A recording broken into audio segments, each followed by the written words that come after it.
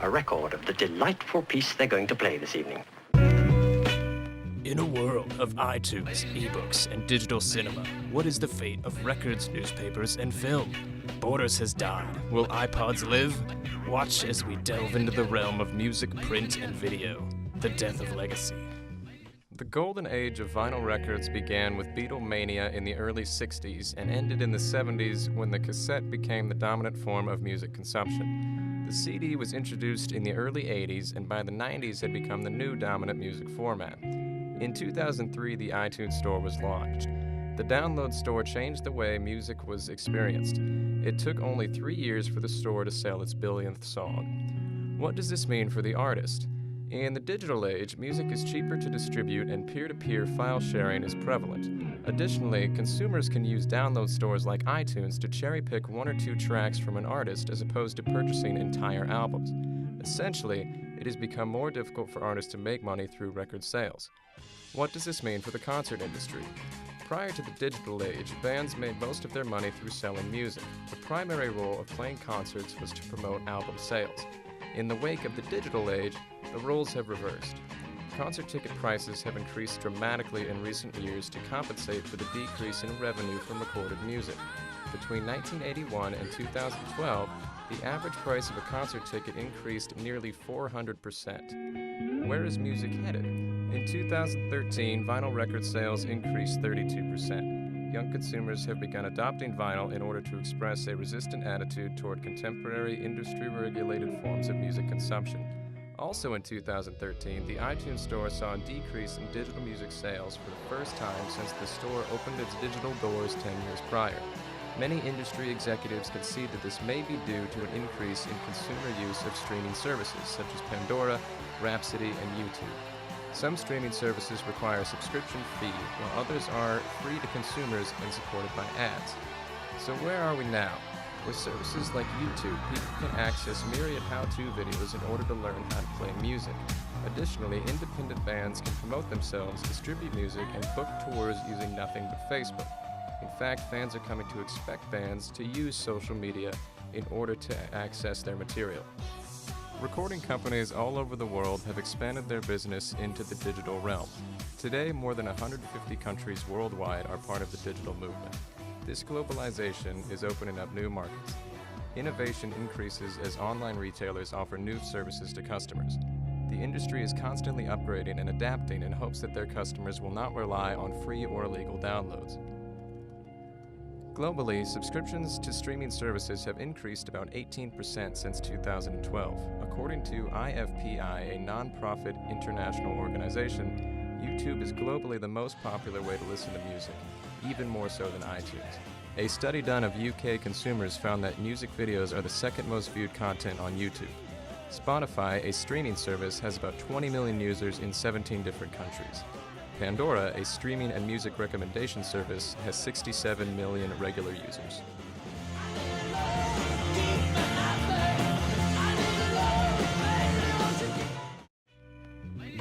I'm Jackie Scarda. I'm the Creative Production Lab Supervisor at the Chris Library at the University of Nebraska at Omaha. The library recognizes that libraries in general are changing, and they're not just accommodating books and research, but they're also expanding to have more of a creative space. Today, ladies and gents, we are gonna explore real book versus ebook. Ebook sales are up 43%, but that's still a slowdown, says USA Today. After 3 years of triple-digit increases, the number of ebooks sold last year grew up only 43%. And that's enough of a difference in the annual growth to have publishers talking about an ebook slowdown, even as digital books remain the fastest growing part of the market. They now account for about 20% of all book sales reported by publishers. Preliminary data from the annual book stats study released by the Association of American Publishers and the eBook Industry Study Group shows that 457 million ebooks were sold last year.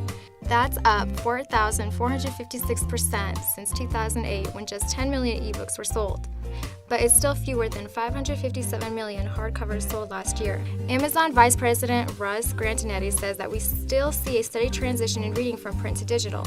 He attributes the smaller growth rate to the law of large numbers. As ebooks have grown from practically nothing, you can expect it to keep doubling every year. Barnes & Noble CEO William Lynch says that consumers have settled into their book formats of choice. Physical book sales will have a longer tail than previously anticipated. The Hachette Book Group says that the slowdown reflects a marketplace that is maturing with multiple formats, digital and print, says Michael Pitch, CEO of the Hachette Book Group.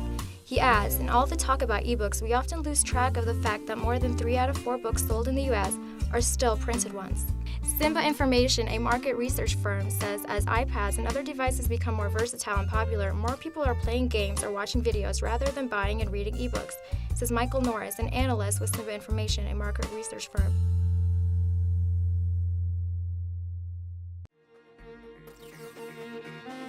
Newspapers have been part of our daily life for several centuries. They've been a way for the public to be informed of important events that have occurred around the world. Newspapers have undergone intense changes over the course of history. The biggest change of printing them on newsprint was the use of printing press. By automating the production of the newspaper, the number of papers available to the public greatly increased, while making it affordable for people to purchase one. These developments led to the boom in the newspaper industry, while several different newspapers started to appear in major cities, publishing morning, afternoon, and evening editions. In modern times, newspaper costs continued to rise, and the number of newspaper subscribers continued to fall. This led to an immense decrease in the number of newspapers and newspaper editions in every market. In addition, with the increase in the use of technology, the public no longer needed the newspaper for its source of information. Other media, such as the radio, television, and the internet, started to replace paper as the information source. Imagine, if you will, sitting down to your morning coffee, turning on your home computer to read the day's newspaper. Well, it's not as far-fetched as it may seem. Newspapers and other media have adapted to the changing technology by starting to offer online editions to satisfy the needs of the public. In the forthcoming years, the trend towards electronic distribution of the news will continue and will emphasize the internet, social media, and other electronic device methods. However, while the technique of delivery is shifting, the newspaper in the industry still have a place in the world.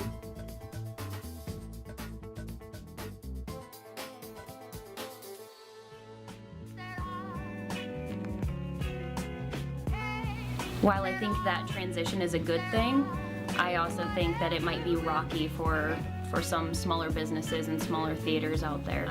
They're already taking a hit from this analog to digital upgrade because it is expensive equipment, and a lot of theaters have been closing across the country because they can't afford to make that switch. While I do kind of get the analog argument, I also think that digital is much easier. It's quicker to edit with if you are a photographer. It is quicker to ingest into computers and things like that, but also it's just amazing to watch. I think it's going to become an increasing thing where the consumer becomes the creator, and you're already seeing that now with YouTube and Vimeo and Vine. Media is being more incorporated into jobs, and I think the Chris Library Creative Production Lab helps prepare those students to go out and get those jobs. In the early days of the Nickelodeons in the 1890s, the blockbusters made on the budgets of hundreds of millions and displayed on huge IMAX screens with digital projectors, the wonder of movies has always been with us.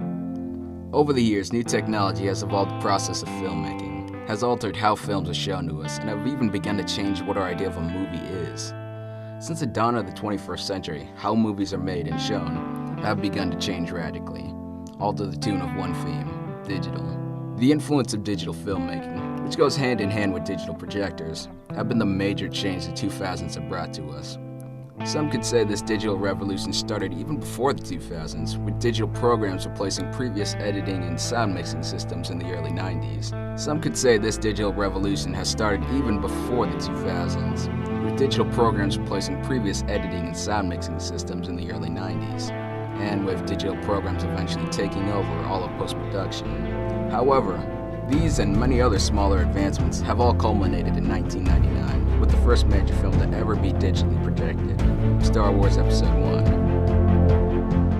Nearly a year later, in 2000, 6 international feeders began to go digital for the release of Toy Story 2.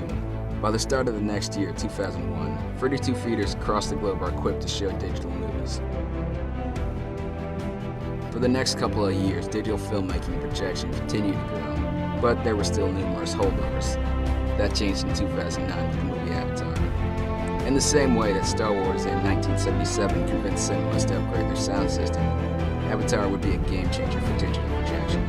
This movie would soon overtake James Cameron's other film, Titanic, as the all-time box office champion, and would force a digital conversion of almost all the remaining holdout feeders. Your attention, please. Attention, please. Attention, please. And now the moment we've been waiting for is here. As we have seen, the digital era is changing the way we consume entertainment. Materialization in entertainment is becoming a thing of the past as consumers flock to streaming services, ebooks, and digital cinema. Industries are competing to keep up in an ever-changing world.